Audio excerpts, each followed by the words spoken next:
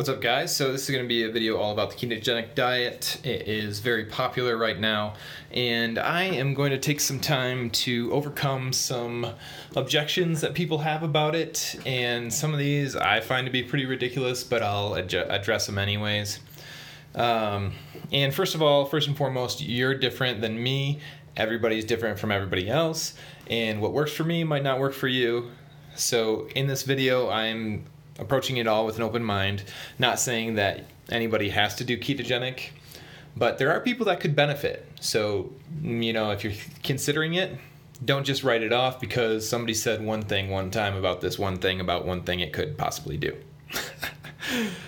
So, first of all, there's a huge exogenous ketone market out there. You can buy ketones. I'm not into that. That's not good. If your body has fat, then you could make your own ketones, and that's best.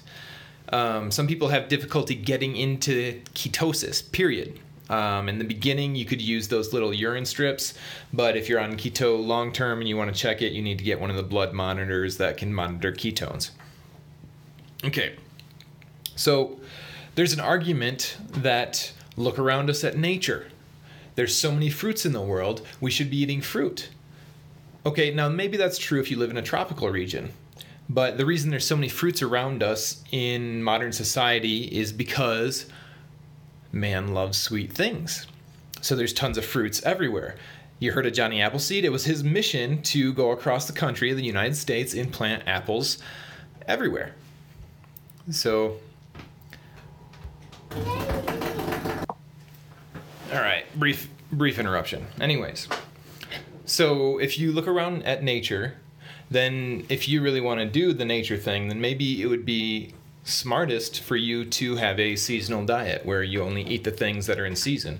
And in the wintertime, you eat pine needles. I don't know. Because then, if you look at nature, you want to use an argument from nature, then you got bears, right? Bears, they eat a ton of stuff in the fall and summer, which are largely fruits, which helps them to put on fat, which helps them to survive through a winter when they don't eat anything at all. So, yeah, that's one possibility, I suppose. But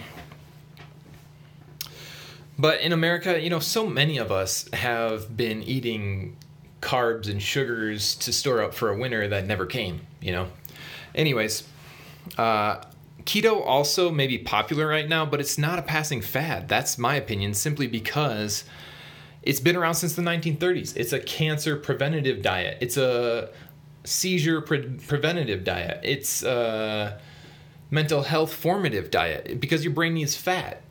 Just because we have ran our bodies on this fuel of glucose for so long doesn't mean we can't switch over to ketones. Tons of people talk about when they do switch over to ketones, which, by the way, if you don't limit your carb intake to less than 30 grams, you're not going to succeed. You most likely will feel sluggish and crappy the entire time you're on keto, because guess what? You're basically not in ketosis. And the intermittent fasting thing, if you do fasting, that could help you jumpstart ketosis faster. But anyways, where was I? It's not a passing fad. It's not going anywhere. Yeah, if you want to make the argument that your body was meant to run on blood sugars, then why would we even be able to run on ketones? And if your body, when it spikes into a fever to eliminate illness, why are you burning ketones then? If it's healthier to burn ketones, okay, some people may be scared of having too many ketones and going into what is it called? Diabetic ketosis or ketoacidosis. That's the word. Ketoacidosis, right? But that's so extremely rare to have those levels of ketones that people on a normal keto diet will never reach those amounts. It just most likely won't happen. Okay, so some people, Dr. Eric Berg had this big medical book that he pulled out and talked about how ketogenic diet possibly could increase a fatty liver. But I don't know. I don't really know if I believe everything I read in a book and everything I hear on the internet. You got to take everything with a grain of salt. If your body is using fat as fuel, does that mean it's just going to ignore the fat that it's got stored in your liver and not be able to access that? I doubt it. I really doubt it. But to some extent, if you don't help the body access those ketones that are those fat things in your liver by detoxing your liver and getting your liver healthier, your liver's got a heavy load in this day and age in so many ways. So you got to do something to detox your liver. Acupressure, Dr. Berg's got a great video on that.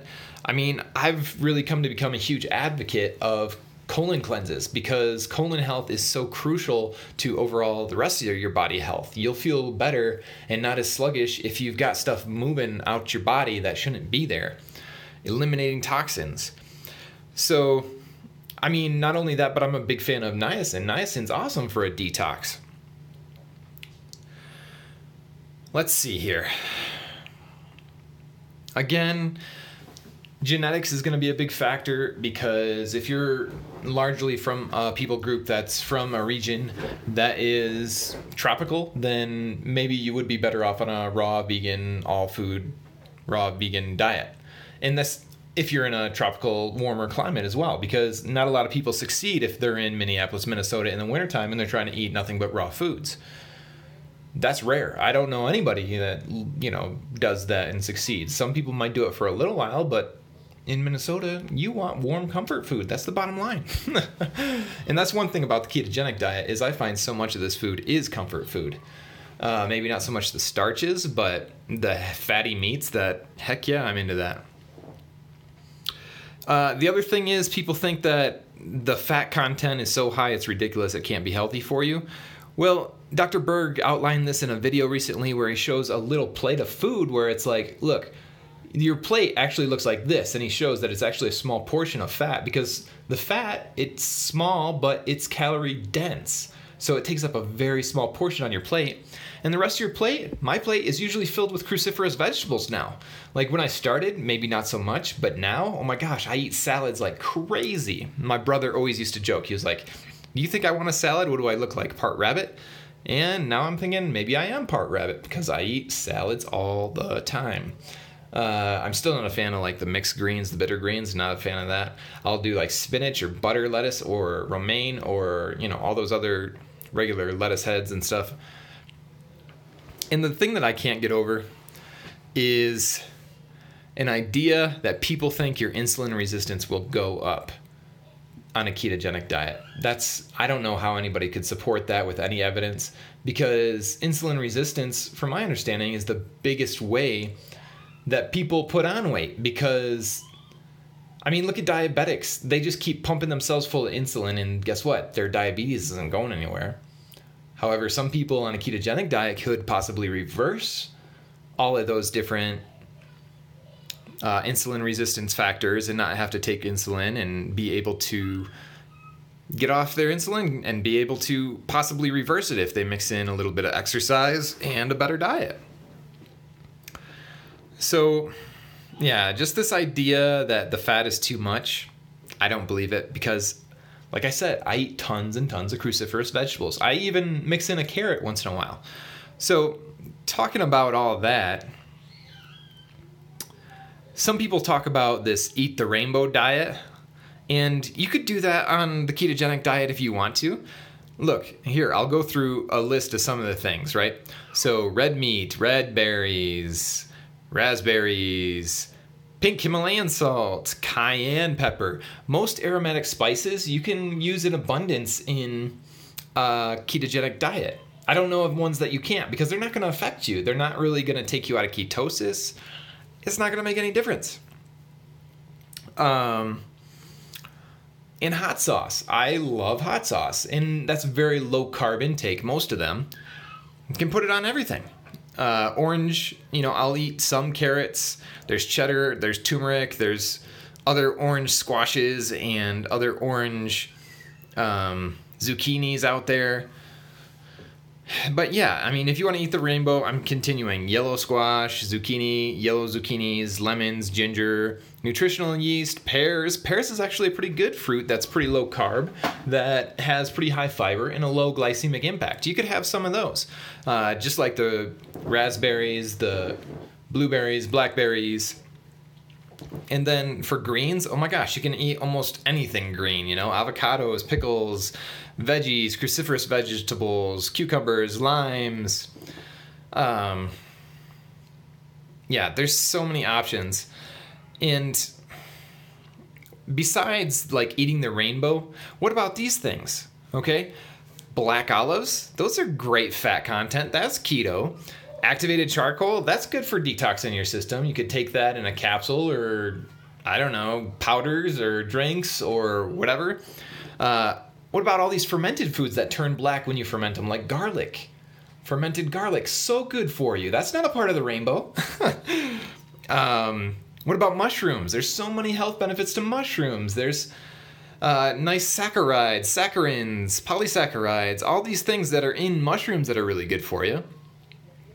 There's medicinal mushrooms that are really good for energy production, for fighting off negative fungi.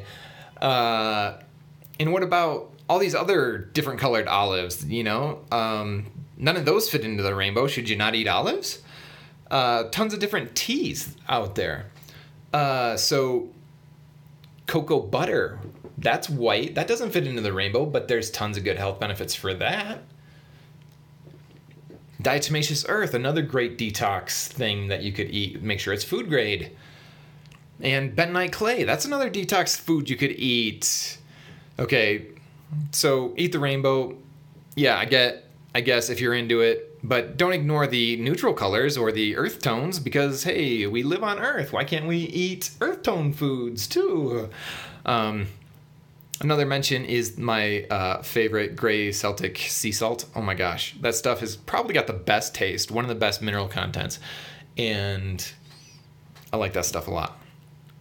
Anyways, so let's see, what else? There was somebody who said, maybe the ketogenic diet's good for you if you're an Eskimo or something.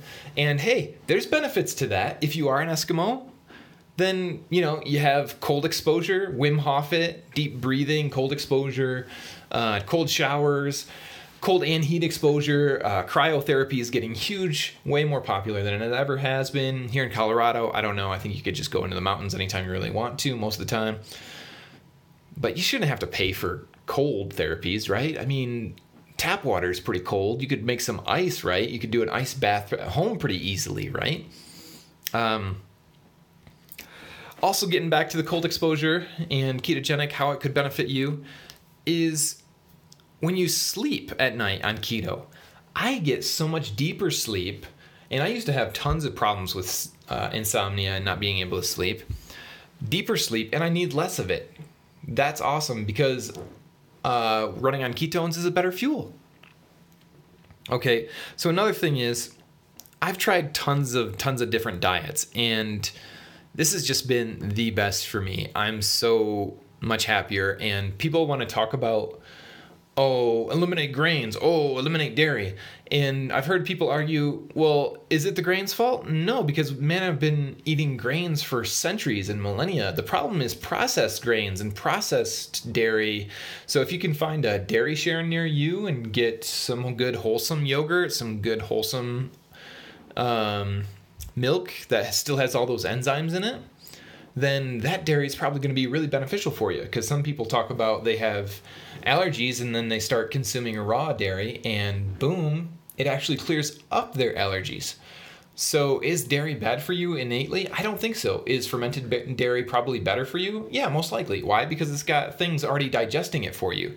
So if you've got a poor time digesting dairy, then get some dairy enzymes. Take more enzymes, period. I don't think there's anything wrong with dairy. I know some of the arguments is it can clog up your lymphatic system, but just like any other thing out there, you need to detox your body and work on things that can clear up those areas. Like your lymphatic system, you could clear it simply by deep breathing. Andrew Weil, I think that's how his name is said, Andrew Weil. Anyways, great beard, old man, been doing natural health stuff, talks about the importance of deep breathing and how we just don't do it nowadays. You could do it by taking a yoga class, or you could do it by not doing anything at all and just sitting there and deep breathing when you wake up, before you go to bed, before any time, and that can help clear your lymphatic system. Another really awesome way is you could possibly do sprinting, which that'd be great for increasing your natural HGH levels, human growth hormones, and that would be like a natural fountain youth for you, basically. Other than that, also get a little rebounder or one of those mini trampolines and jump on that for 15 minutes or 5 minutes, anywhere in between 20 minutes a day. And that would really benefit you. Other than that, your body, you can cleanse it using echinacea. That'd be my favorite go-to. That can really help with clearing the lymphatic system. And lymphotonic, I used to use that from Herbal Medicine, I think is the name of the company. But the prime ingredient in there is echinacea. So I've found just as good benefits of taking echinacea, and I don't have to spend as much because it's way overpriced when you buy someone's patented proprietary formula blend of XYZ, when usually there's only 1 or 2 heavy lifters, and those are the things you should actually be taking. But anyways, all this said, I'm going to bring it back to Weston A. Price, who said he found people all over the world who were healthy, no matter what they were eating. And part of that has got to be due to God's marvelous design of the human body, where our body is designed to heal itself in a lot of ways. And as long as you're not continually taking in toxins, such as processed foods, fast foods, and other nasty junk that's in our air, in our carpets, in the paints around us, all these things, you can be healthy too. And, I just want to say it again, try out the ketogenic diet and try for yourself. And if you're not having good success, maybe do a little bit more research, because people succeed at this.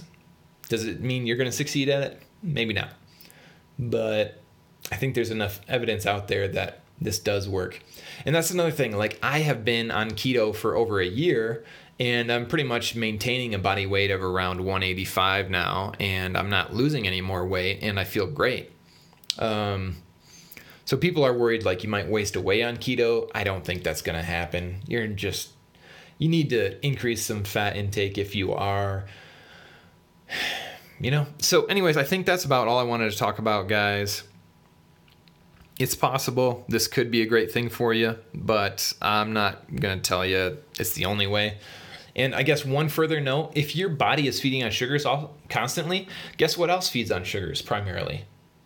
Parasites, candida. These things cause problems, and a lot of people don't know it until there's a huge overinfestation. I mean, trust me, look at my other videos that I've put out. I actually just passed another 2-foot parasite today after doing a coffee enema. And anyways, guys, thanks for listening. If you made it this far, leave a comment.